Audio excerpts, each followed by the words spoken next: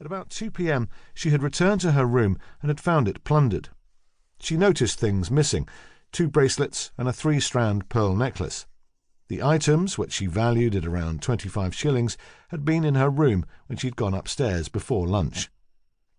Retired baker William Gaylard, 79 years old, was admitted to the German hospital in East London at 14:50 on that Thursday afternoon and was seen by senior house officer Dr. Mardo Bradshad-Vaidya, who found him covered in blood. Gaylard's multiple injuries were extensive and included a deep laceration 2 inches long at the back of his skull, a second 2-inch laceration on the front of the skull, a ruptured blood vessel in his left eye, a laceration about ½ an inch long, and another laceration about 1 1/4 inches below the left eye, bruising to both ears, bleeding from his nostrils, and a graze below his knee. An X-ray revealed a fissured fracture of the skull on the left side. Some newspapers reported that William Gaylard's finger had been cut off so that the fingers could steal his wedding ring. However, that was untrue. Such a severe injury and loss of blood would have been reported by the 2 police officers who first discovered the elderly man tied up in the front room of his home, and would have been noted by Dr. Vaidya when he examined him. In his statement to the police, William Gaylard said that the ring had been in his pocket. Later that afternoon, Detective Inspector George Gladish from the Fingerprint Branch and Detective Sergeant Charles Dickinson from the Photographic Department, New Scotland Yard, arrived at 42 Burma Road. Dickinson took 4 photographs. The first shows the passageway leading from the front door. The second shows the sideboard in the front room. The third shows the spot where William Gaylard was found, and the fourth shows the combined sitting room, bedroom, and kitchen that he occupied.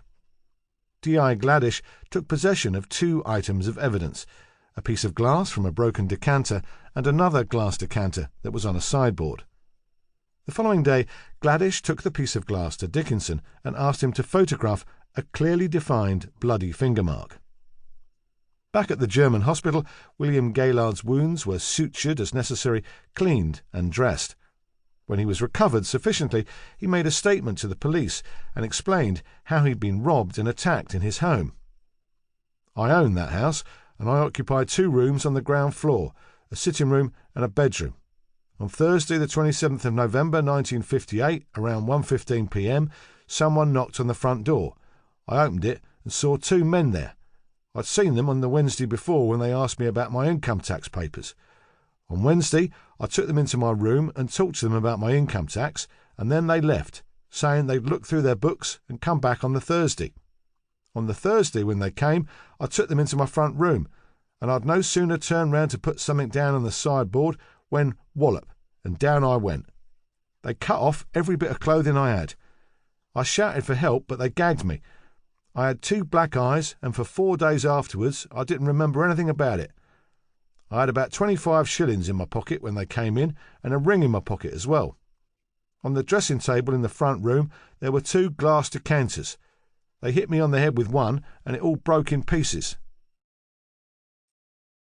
On the evening of the vicious assault, 22-year-old Margaret Roberts, a newlywed and 5 months pregnant, was at home in her mother-in-law's council flat at 21 Kendall House, Augusta Street, NW1, when her husband Harry returned with another man. Both men were covered in blood and said they had been in a car accident. Margaret put Harry's trousers in the sink to soak overnight, but the blood wouldn't come out, so the next day she took them to the cleaners. When she called at another shop on the way home, her attention was caught by a picture of an elderly man on the front page of a newspaper. The report said he was dangerously ill in hospital after being beaten up and robbed at his home. Margaret instantly recognised the man in the photograph.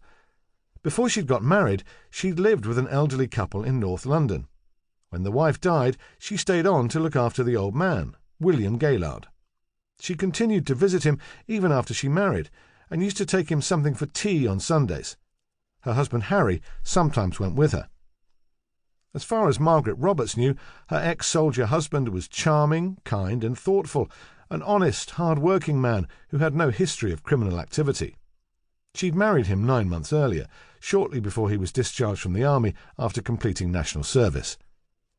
The first crack in their new married life appeared in December, when Harry was suddenly dismissed from his job for irregularities concerning